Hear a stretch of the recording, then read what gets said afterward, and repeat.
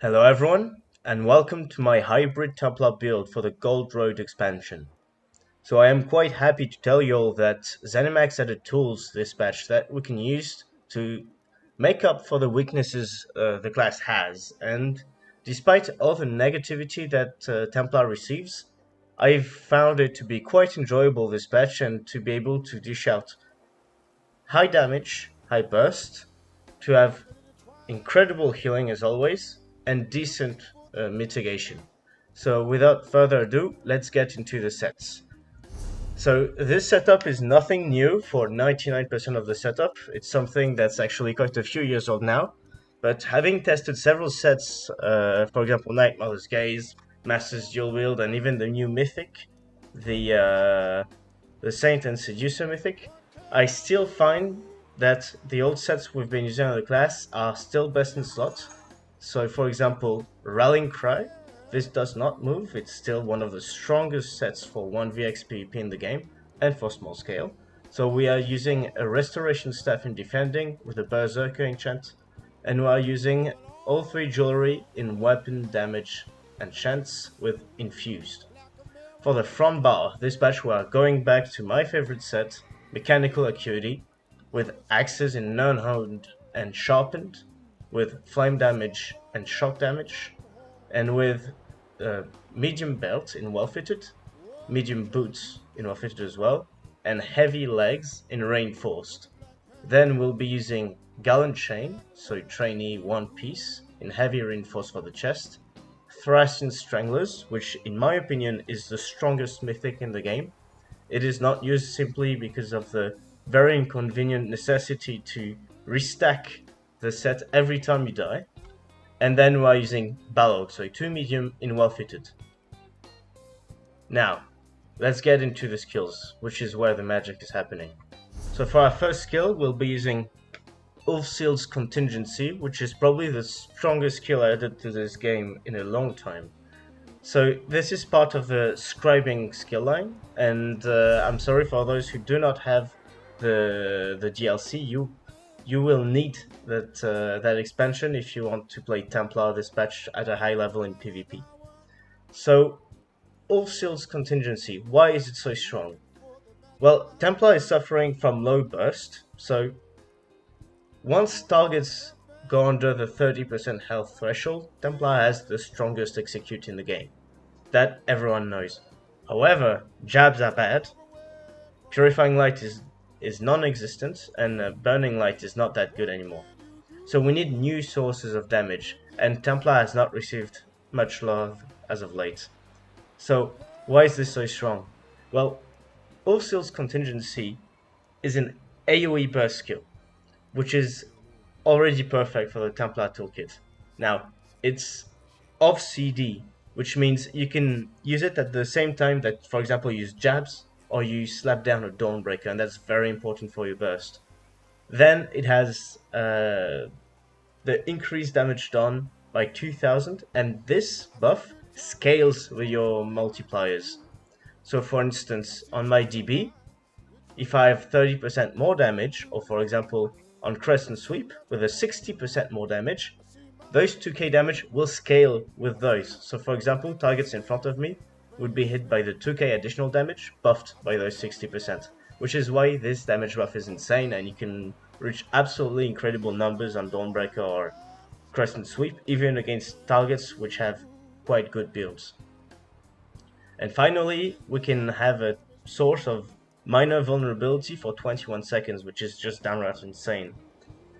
For this, we dropped Camo, which is a great skill, but does not come close to Ulfsild's Contingency.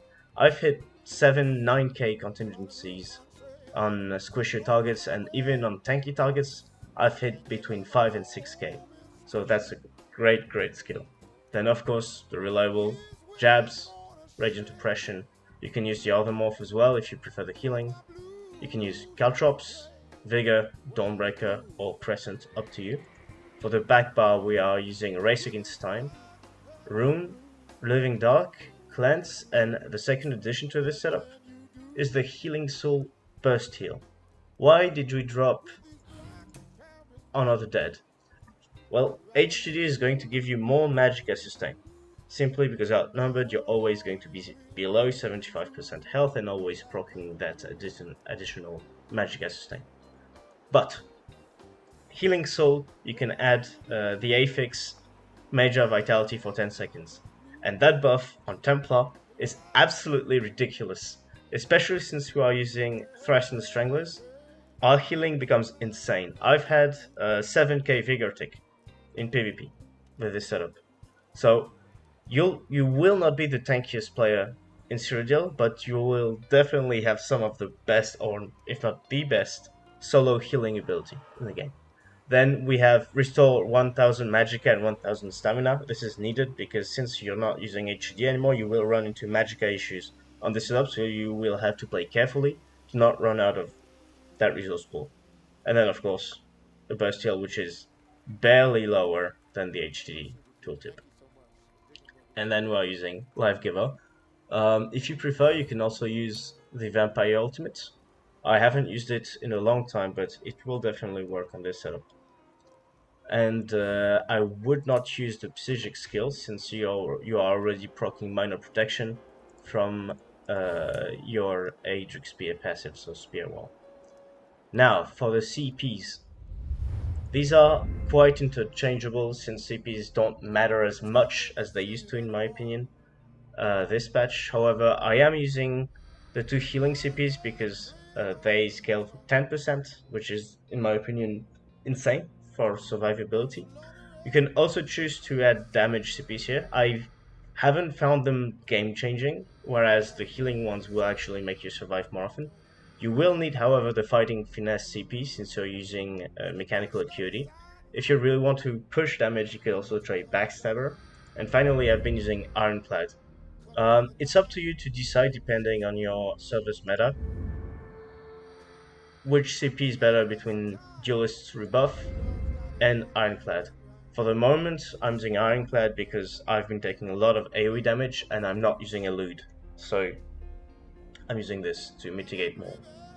Now for the race, as you can see, we're not Imperial anymore, we are playing Khajiit, simply because I'm using Mechanical Acuity, and Khajiit has, in my opinion, the best damage passive in every single race in the game. So 12% critical damage and critical healing is insane for a Templar already, and especially when using Mechanical Acuity.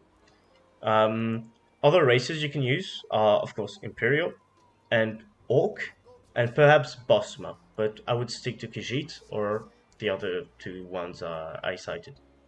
Okay, for the food, we are using Ozorga's Smoked Bear Haunch. You cannot use Tribe Traffic Pocket anymore. Since we are not using Wretched, we will need to have a certain amount of magic and stamina sustain. So at the moment, I'm using Serpent and Ozorgaz, and this is where I'm sitting at regen-wise.